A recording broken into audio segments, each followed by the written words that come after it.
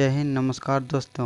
उम्मीद करते हैं अच्छे होंगे दोस्तों। पूरा मस्त से एकदम तैयारी में मगन होंगे दोस्तों। बिहार पुलिस का मॉक टेस्ट चल रहा है, जो कि सभी प्रीवियस ईयर क्वेश्चन है दोस्तों। सभी क्वेश्चन एग्जाम में छपने वाला है, इसीलिए एक भी क्वेश्चन आपको इग्नोर नहीं करना है। सभी प्रश्नों का आपको रट जाना है दोस्तों, ठीक है। सभी प्रश्न बहुत ज़्यादा वीवीआई है, सभी बहुत महत्वपूर्ण, सभी क्वेश्चन आपके लिए बहुत महत्वपूर्ण साबित होगा। तो आइए शुरू करते हैं आज का पहला प्रश्न। वीडियो अच्छा लगता है दोस्तों, ज़्यादा ज़्यादा लोगों को शेयर कीजिए और चैनल को सब्सक्राइब कीजिए, ठीक है। आइए शुरू करते हैं आज का पहला प्रश्न। पहला प्रश्न है, ऋग्वेद का कौन सा मंडल पूर्णतः सोम को समर्पित है? ऋग्वेद का कौन सा मंडल दोस्तों पूर्णतः सोम को समर्पित है? सही आंसर है दोस्तों C number. C number correct answer है, नौवां मंडल। ऋग्वेद का नौवां मंडल पूर्णतः सोम देवता को समर्पित है, ठीक है। आपको याद रखना है कौन सा मंडल सोम को समर्पित है, तो नौवां मंडल ऋग्वेद का। अगला प्रश्न है, प्रसिद्ध 10 राजाओं का युद्ध किस नदी के तट पर लड़ा गया था? प्रसिद्ध 10 राजाओं का युद्ध किस नदी के तट पर लड़ा गया? सही आंसर है दोस्तों पुरुषनी नदी।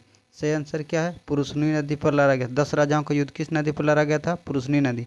अगला प्रश्न है, निम्नलिखित में कौन सा क्षेत्र अशोक के समाज में सम्मिलित नहीं था? कौन सा क्षेत्र अशोक के समाज में सम्मिलित नहीं था? सही आंसर है श्रीलंका। श्रीलंका दोस्तों अशोक के साम्राज्य में सम्मिलित नहीं था, बाकी बस सभी अशोक के साम्राज्य में सम्मिलित था। अगला प्रश्न है, गुप्त युग में भूमि राजस्व की दर क्या था? गुप्त युग में दोस्तों भूमि राजस्व का दर क्या था? इसका सही आंसर है दोस्तों, सही आंसर है बी नंबर, उपज का चौथा भाग। उपज का चौथा भाग दोस्तों गुप्त काल में भू राजस्व के दर के रूप में लिया जाता था, ठीक है। अगला प्रश्न है, तबकात या नासिरी के लेखक कौन है? तबकात या नासिरी का लेखक कौन है दोस्तों? इसका सही आंसर हो जाएगा सी नंबर, मिनहाज उस सिराज। मिनहाज उस सिराज तबकात नासरी का लेखक है। तबकात नासरी का लेखक कौन था? तो मिनहाज उस सिराज। मिनहाज उस सिराज बहुत महत्वपूर्ण है दोस्तों। सभी प्रश्न बार बार एग्जाम में रिपीट हो रहा है, इसीलिए आपको एक भी प्रश्न इग्नोर नहीं करना है। अलाई दरवाज़ा का निर्माण किस सुल्तान ने करवाया था? बहुत महत्वपूर्ण प्रश्न है। अलाई दरवाज़ा का निर्माण किस सुल्तान ने करवाया था? सही आंसर है दोस्तों सी नंबर, अलाउद्दीन खिलजी। अलाउद्दीन खिलजी। दोस्तों आप एक काम करिए, आप कितना टेस्ट सही मारते हैं अपने आप में अंदर आत्मा से झांकिए और सही करिए कि कितना आप सही कर पाते हैं जितना मॉक टेस्ट हम मार रहे हैं दोस्तों, और कमेंट कीजिए कि मेरा इतना सही होता है, ठीक है। हवा बिहार देने से कुछ नहीं होगा, तो इसीलिए पूरा मन लगा कर पढ़िए।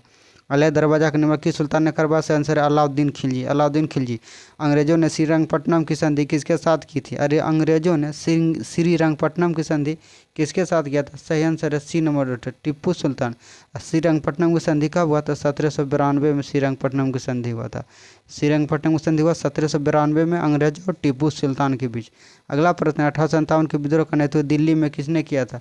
1857 का विद्रोह में दिल्ली का नेतृत्व किसने किया? सही आंसर है डी नंबर, बहादुर शाह जफर। बहादुर शाह जफर। 1857 की क्रांति कहाँ से शुरू हुआ दोस्तों? सही आंसर है मेरठ से। मेरठ से 1857 की क्रांति शुरू हुआ। अगला प्रश्न है, 1905 में बंगाल विभाजन किस वायसराय ने किया? 1905 में बंगाल विभाजन किस वायसराय द्वारा किया गया? सही आंसर है बी नंबर, लॉर्ड कर्जन द्वारा। 1905 में बंगाल विभाजन किसके द्वारा किया गया? सही आंसर है लॉर्ड कर्जन द्वारा। अगला प्रश्न है, प्रथम मगध साम्राज्य का उत्कर्ष किस ईस्वी में ईसा पूर्व शताब्दी में हुआ? प्रथम मगध साम्राज्य का उत्कर्ष किस ईसा पूर्व शताब्दी में हुआ था? सही आंसर है दोस्तों बी डी नंबर, 6ठी शताब्दी ईसा पूर्व में। मगध साम्राज्य का जो उत्कर्ष था दोस्तों चरण सीमा पर था, 6ठी शताब्दी ईसा पूर्व में मगध साम्राज्य एकदम पूरा अपनी चरण सीमा पर था। अगला प्रश्न देखते हैं। अगला प्रश्न 11 नंबर है, पाटलिपुत्रा को किस शासक ने सर्वप्रथम राजधानी बनाया? पाटलिपुत्रा को सबसे पहले किस शासक ने अपना राजधानी बनाया? बहुत महत्वपूर्ण है, आपको बताना है कि पाटलिपुत्रा जो पटना वर्तमान में पटना के नाम से जाना जाता है, उसे किस शासक ने सर्वप्रथम अपनी राजधानी बनाया? सही आंसर है दोस्तों ए नंबर, चंद्रगुप्त मौर्य। चंद्रगुप्त मौर्य ने सर्वप्रथम पाटलिपुत्रा को अपना राजधानी बनाया। पाटलिपुत्रा को सर्वप्रथम किसने अपना राजधानी बनाया? सही आंसर है चंद्रगुप्त मौर्य। 12 नंबर प्रश्न, नालंदा विश्वविद्यालय किसके लिए विश्व प्रसिद्ध है? नालंदा विश्वविद्यालय जो कि बिहार के नालंदा जिला में दोस्तों किसके लिए विश्व प्रसिद्ध है? सही आंसर है डी नंबर करेक्ट आंसर है, बौद्ध धर्म दर्शन के लिए। नालंदा विश्वविद्यालय किसके लिए प्रसिद्ध है? सही आंसर है बौद्ध धर्म दर्शन के लिए, बौद्ध धर्म दर्शन के लिए। अगला प्रश्न है, बिहार के किस नेता ने महात्मा गांधी के साथ किसान आंदोलन का नेतृत्व किया? बिहार के कौन सा नेता था दोस्तों जो महात्मा गांधी के साथ किसान आंदोलन का नेतृत्व किया? सही आंसर आपको बताना है, बहुत महत्वपूर्ण प्रश्न है। सही आंसर है सी नंबर करेक्ट आंसर है राजकुमार शुक्ला। राजकुमार शुक्ला जो चंपारण में सत्याग्रह हुआ था नीला आंदोलन लीन के कृषि के लिए 1917 में दोस्तों, उसमें सबसे पहले महात्मा गांधी ने किसान आंदोलन का नेतृत्व किया, जो कि बिहार से राजकुमार शुक्ला उसके साथ थे, वही बुलाए थे। सी नंबर करेक्ट आंसर है। अगला प्रश्न है, भारतीय राजनीति में 1947 ईस्वी के बाद किस महिला ने सर्वाधिक योगदान दिया? भारतीय राजनीति में दोस्तों 1947 के बाद वह कौन सी महिला थी जिसने सर्वाधिक योगदान दिया? इसका सही आंसर है ए नंबर दोस्तों, अरुणा आसफ अली।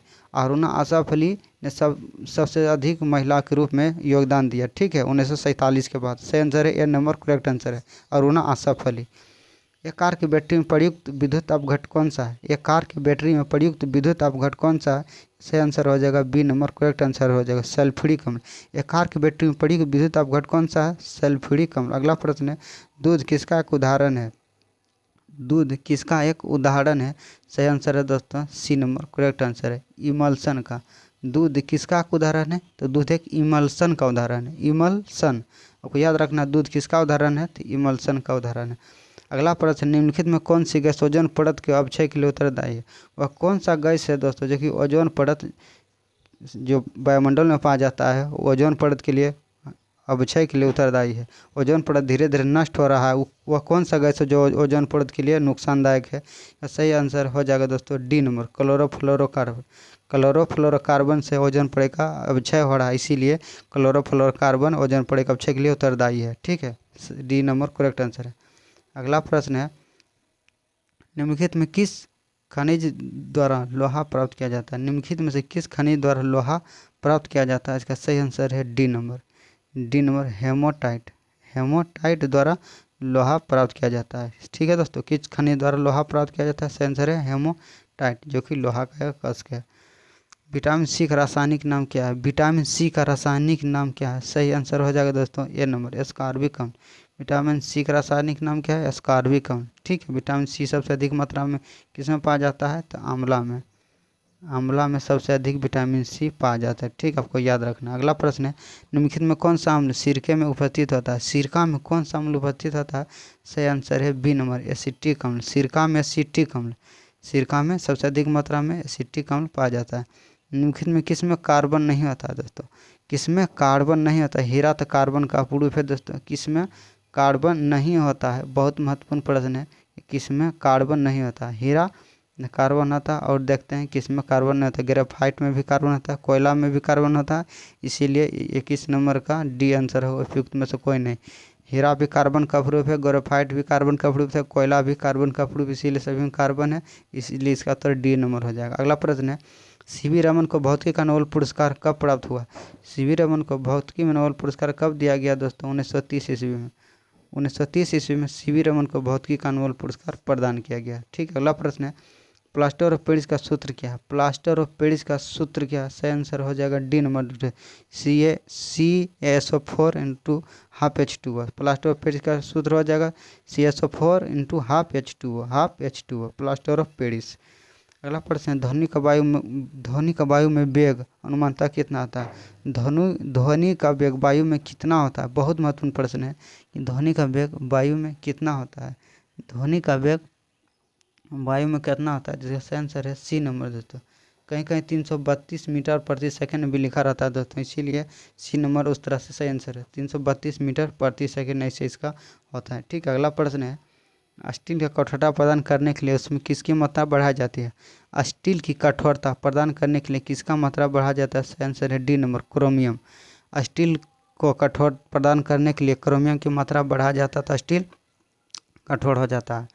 अगला प्रश्न है, प्रकाश विकिरणों की प्रकृति किसके समान होती है? प्रकाश विकिरणों की प्रकृति किसके समान होती है? प्रकाश विकिरणों की प्रकृति किसके समान होती है? सही आंसर है सी नंबर, तरंग और कण के समान।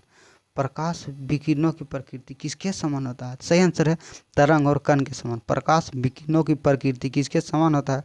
सही आंसर है तरंग और कण के समान, तरंग और कण के समान। अगला प्रश्न है, भारतीय संविधान में कितने आर्टिकल है?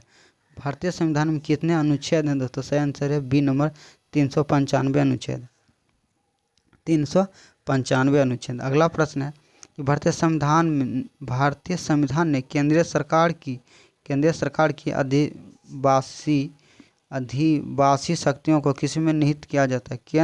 भारतीय संविधान में केंद्र सरकार की अधिवासी शक्तियाँ किस में निहित किया जाता है? सही आंसर है उपयुक्त सभी में। राष्ट्रपति, प्रधानमंत्री, केंद्रीय मंत्रिमंडल में केंद्रीय भारतीय संविधान के अनुसार केंद्र सरकार की आदिवासी शक्तियाँ निहित होता है। किसमें? तो राष्ट्रपति, प्रधानमंत्री, केंद्रीय मंत्रिमंडल सभी में निहित होता है। अगला प्रश्न है, आमतौर पर भारत के प्रधानमंत्री किसके सदस्य होते हैं? आमतौर पर भारत के प्रधानमंत्री किसके सदस्य होते हैं? तो सही आंसर है लोकसभा के। लोकसभा से प्रधानमंत्री चुना जाता है अधिकांश दोस्तों। ठीक है दोस्तों, कभी कभी राज्यसभा का भी सदस्य प्रधानमंत्री बन सकता है। ऐसा तो मुख्यमंत्री, विधानसभा का भी प्रधानमंत्री बन सकता है, लेकिन अधिकांश प्रधानमंत्री लोकसभा का नेता होता है। इसीलिए आमतौर पर प्रधानमंत्री लोकसभा के द्वारा ही चुना जाता है, क्योंकि संसद जब बनता है वही प्रधानमंत्री अधिकतर चुना जाता है। ठीक, इसीलिए ए नंबर करेक्ट आंसर है। आमतौर पर प्रधानमंत्री किसके सदस्य होते हैं? तो लोकसभा के सदस्य होते हैं। ठीक, अगला प्रश्न है, लोकसभा के कम से कम एक वर्ष में कितने सत्र बुलाए जा सकते हैं? लोकसभा कम से कम एक साल में 2 सत्र बुलाए जा सकते हैं। ठीक है, और 2 सत्रों के बीच कम से कम 6 माह का अंतर होना चाहिए।